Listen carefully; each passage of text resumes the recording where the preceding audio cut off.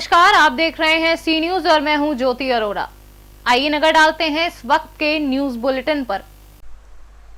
गाजियाबाद व आगरा के बाद अब यूपी के बरेली में भी सेक्स रैकेट का भंडाफोड़ हुआ है। बता दें कि यह सेक्स रैकेट शिक्षा संस्थान के नज़दीक नेताजी के होटल में संचालित था, जिसमें हाई प्रोफाइल सेक्स रैकेट अंतर्राज्यीय गैंग में शामिल लड़कियों व युवकों के साथ होटल स्टाफ को भी हिरासत में लिया गया है। वहीं इस कार्रवाई से क्षेत्र में अफरा तफरी का माहौल है।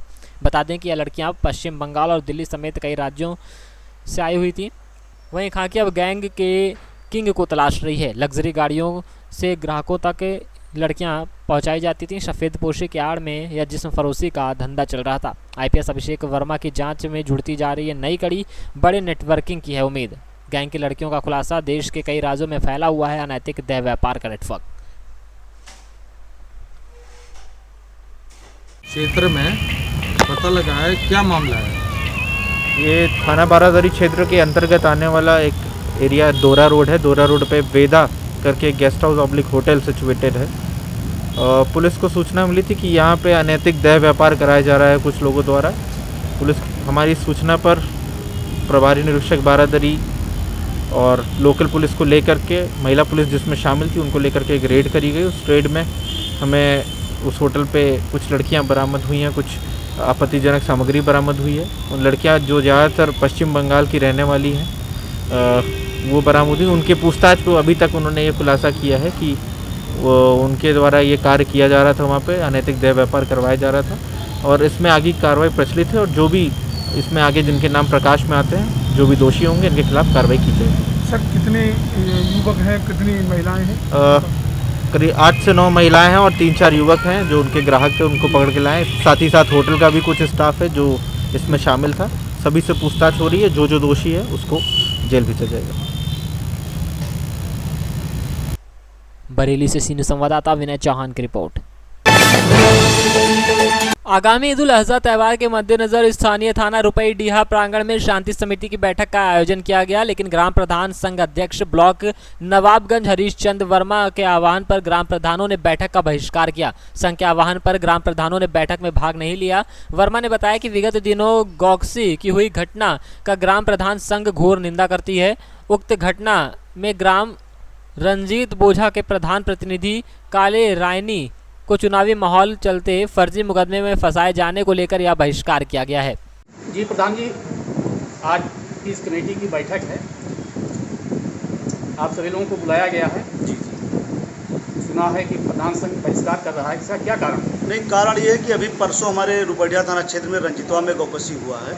उस गौकसी हुए कांड की तो हमारी प्रधान की तरफ से, प्रधान संघ की तरफ से उसकी घोर निंदा करते हैं। लेकिन जो उसमें जो भी दोषी हैं, दोषी पकड़े गए हैं, दोषी के ऊपर सख्त कार्रवाई हो, हम लोग उसके खिलाफ नहीं हैं। लेकिन जो दोष हमारे प्रधान प्रतिनिधि के ऊपर मढ़ा गया, हमारे प्रधान प्रतिनिधि ने खड़े होकर के सभी सहयोग किया। सहयोग के साथ पुलिस से कंधे से कंधा मिलाकर उन्होंने काम किया। सभी मुलजिम जो नेपाल भाग गए थे उनको भी उन्होंने गिरफ्तार करवाया और इसके बाद में उस गौकसी में पूरी तरीके से हमारे प्रधान को शामिल कर दिया गया। केवल इसलिए शामिल किया गया कि चूँकि चुनाव का माहौल है और वर्तमान में हर गांव में पक्ष और विपक्ष मौजूद है। केवल विपक्ष के फ़ोन करने पर कप्तान साहब को फ़ोन कर दिया गया और उस फ़ोन करने पर हमारे प्रधान प्रतिनिधि को फंसाया गया है। हम उसकी निंदा करते हैं और इसी वजह से हम उस बैठक का बहिष्कार करते हैं कि अगर कोई कप्तान को फ़ोन कर दे और कप्तान के कहने पर प्रधान को अगर हमारे फंसा दिया जाता है, हम उसका विरोध करते हैं, उसकी जांच करते हैं। अगर हमारा प्रधान दोषी होता, अगर हमारे प्रधान ने किसी जो दोषी हैं गौकसी में, अगर उसमें किसी को उन्होंने संरक्षण दिया होता, तो अगर हमारे प्रधान को फंसाते तो भी हम लोग उसका बहिष्कार नहीं करते। बेकसूर हमारे प्रधान प्रतिनिधि को फंसाया गया, इसलिए हम आज प्रधान संघ थाने के किसी भी बैठक का बहिष्कार। बहराइच से सीनियर संवाददाता नईम खान की रिपोर्ट।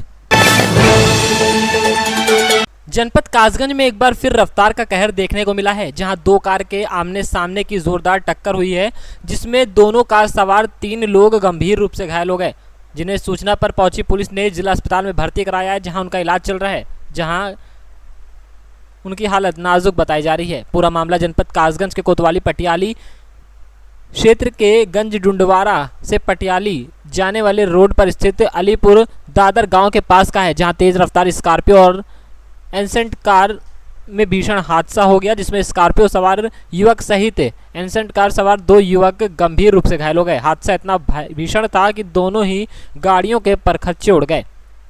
इतना ही नहीं, एंसेंट कार के ड्राइवर को तो गाड़ी काट कर कड़ी मशक्कत के बाद बाहर निकाला गया। उसके बाद सभी घायलों को अस्पताल में भर्ती कराया गया है, जहां सभी घायलों का इलाज चल रहा है। वहीं घायलों में 2 की हालत नाजुक बताई जा रही है। फिलहाल पुलिस ने सभी घायलों को अस्पताल में भर्ती कराकर आवश्यक कार्रवाई शुरू कर दी है। नाम तुम्हारा? गन से आ रहे थे। कहाँ जा रहे थे? गन से आ रहे थे। कहाँ जा रहे थे आप? घर पे। और कहाँ पर? दरियागंज।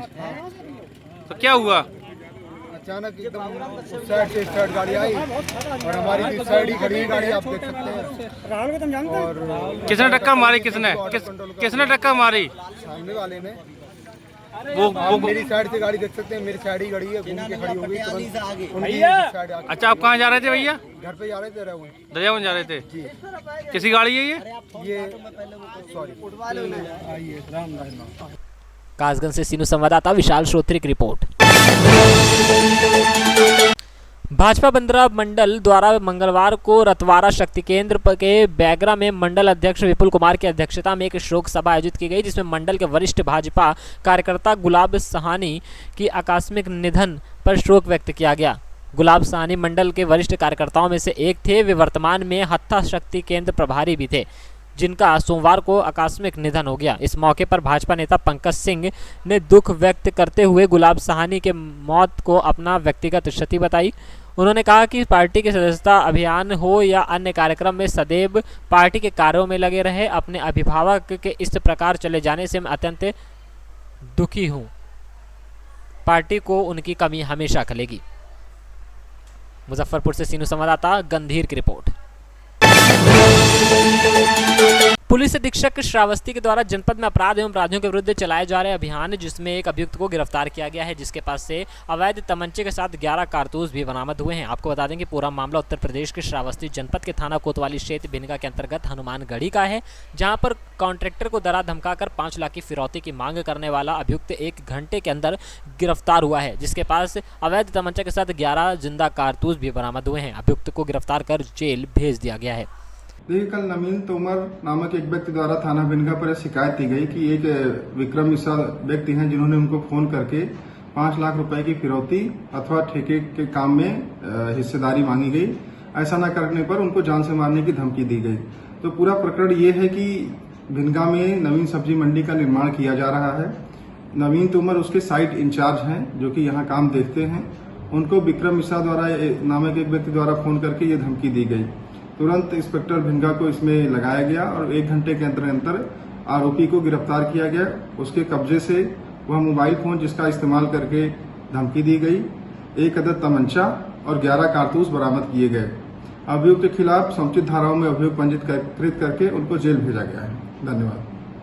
श्रावस्ती से सीनियर संवाददाता देवेंद्र कुमार मिश्रा की रिपोर्ट। इस वक्त के न्यूज बुलेटिन में फिलहाल इतना ही। देश और दुनिया की तमाम बड़ी खबरों के लिए आप देखते रहिए सी न्यूज। हर खबर आपके साथ, आपके हाथ।